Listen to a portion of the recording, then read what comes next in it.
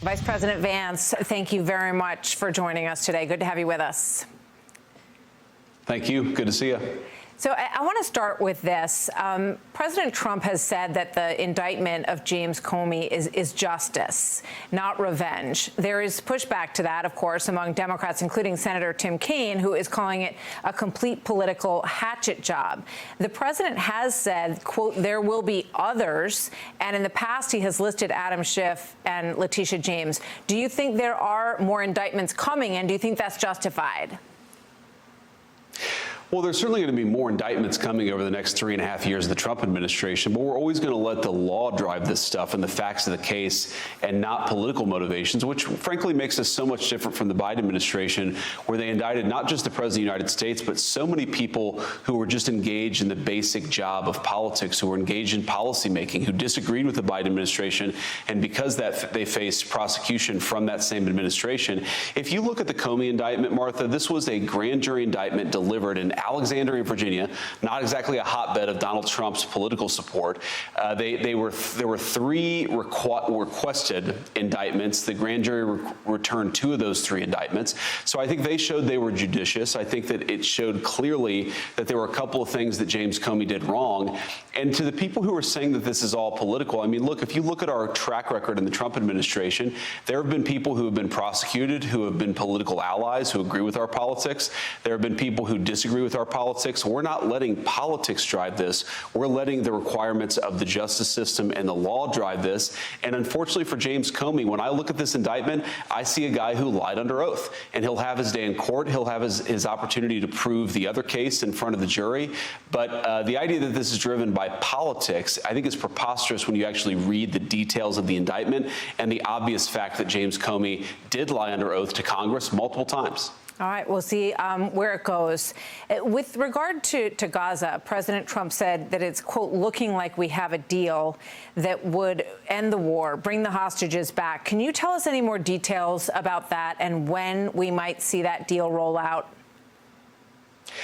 Yeah, so there's a very complicated negotiation happening right now between Arab leaders, between the Israelis, and of course between the Trump administration led by Special Envoy Steve Witkoff and Secretary of State Marco Rubio. So those conversations are happening as we speak. They're ongoing over the course of the past couple of days. I'm going to let those negotiations play out, but I think the president's optimism is warranted here.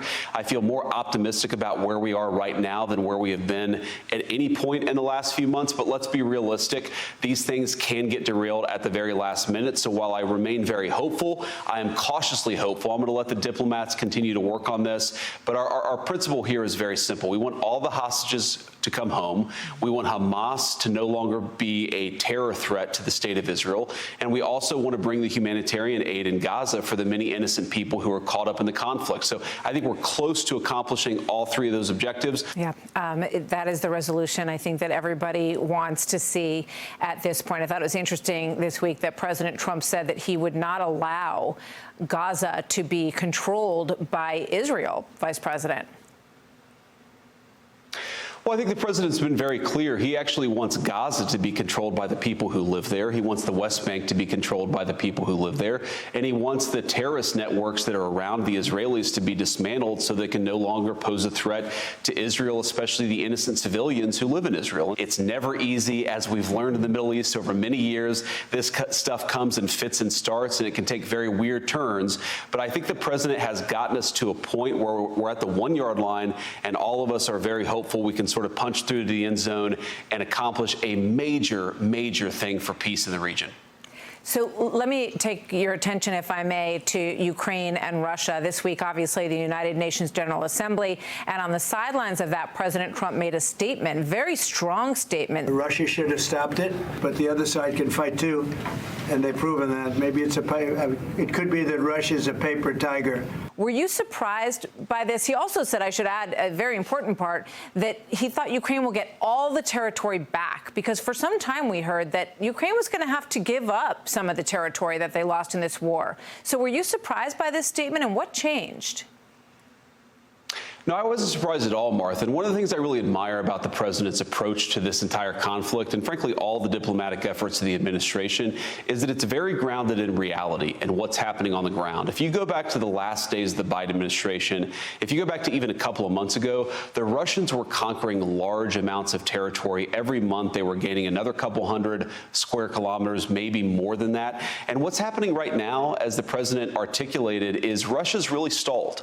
They're killing a lot of people. They themselves are losing a lot of people, and they don't have much territorial gain to show for it. And so the president is looking at the situation. He's saying, look, the Russian economy is in shambles. The Russians are not gaining much on the battlefield. It's clearly time for them to listen to his passionate plea for them to come to the table and actually talk seriously about peace. So you ask what's changed. I think what's changed is the reality on the ground where the Russians are killing a lot of people. They're losing a lot of people. They don't have much to show for it. We remain committed to peace, but it takes two to tango.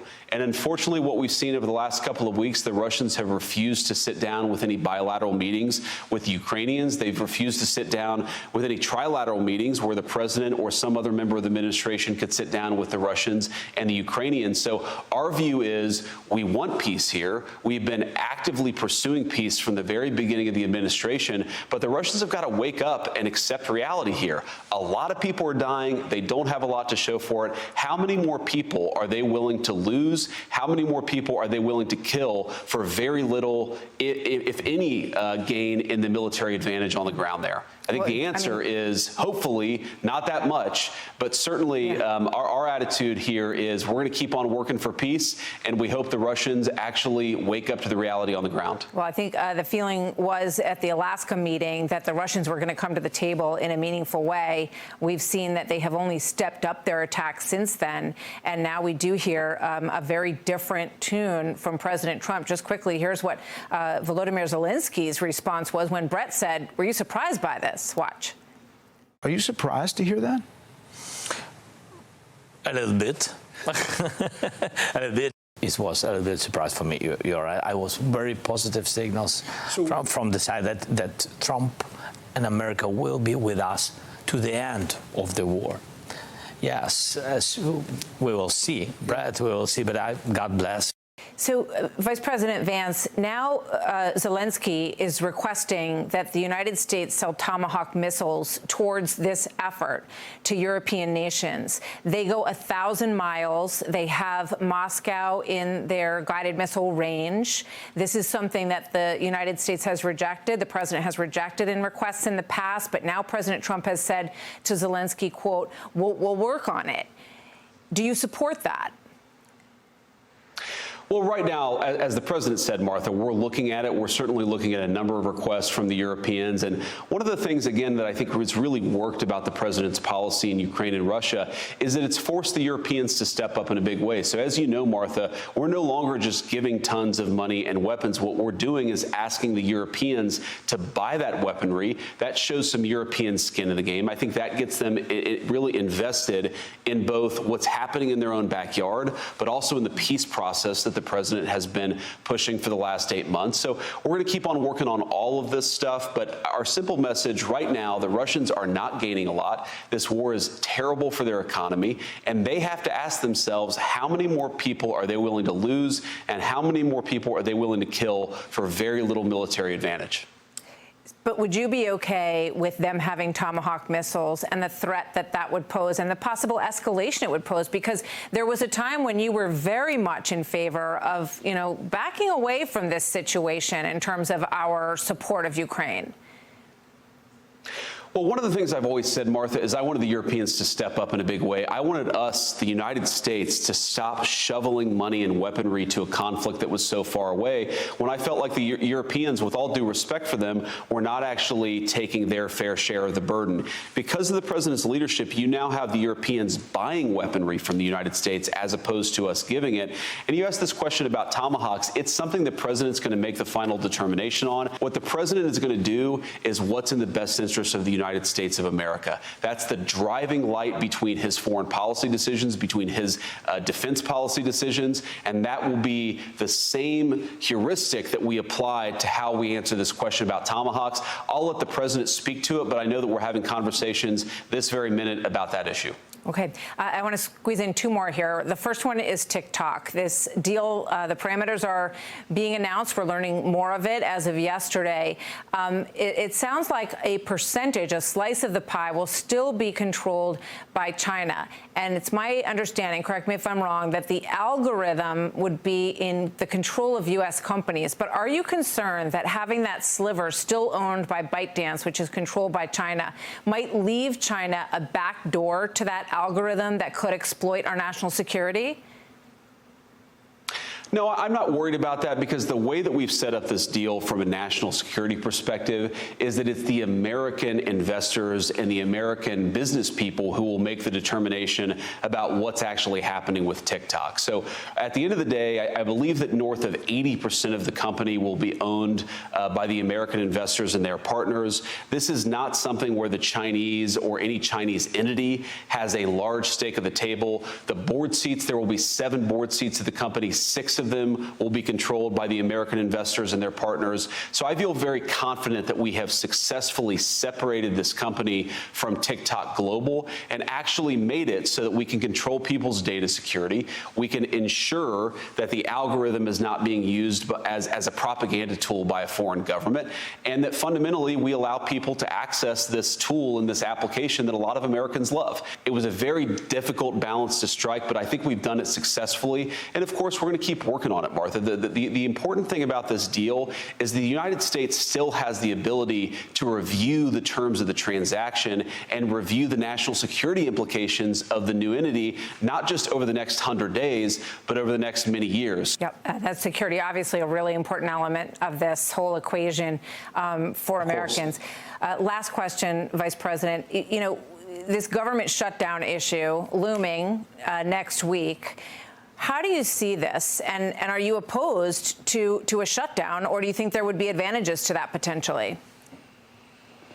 Well, look, we don't want to shut down the government, Martha, but it's really up to the Democrats. Under our system, you need 60 Senate Democrats to vote for the clean continuing resolution that the president and House Republicans have put forward. I think it's preposterous, Martha, and I think the American people really should pay attention to the fact that Democrats are threatening to shut down the entire government because they want to give hundreds of billions of dollars of health care benefits to illegal aliens. I've never seen anything like it. I've never seen a political party actually advertising the fact that they want to shut down every essential function of government, and they want to use that as leverage so that they get more money for illegal alien health care benefits. It's such a stark contrast between Republicans who are trying to put the interests of the American people first and Democrats who I think would want to take money from the American people to give benefits to illegal aliens. We don't want to shut down the government, but if Democrats refuse to just pass this clean continuing resolution, that's exactly what's going to happen,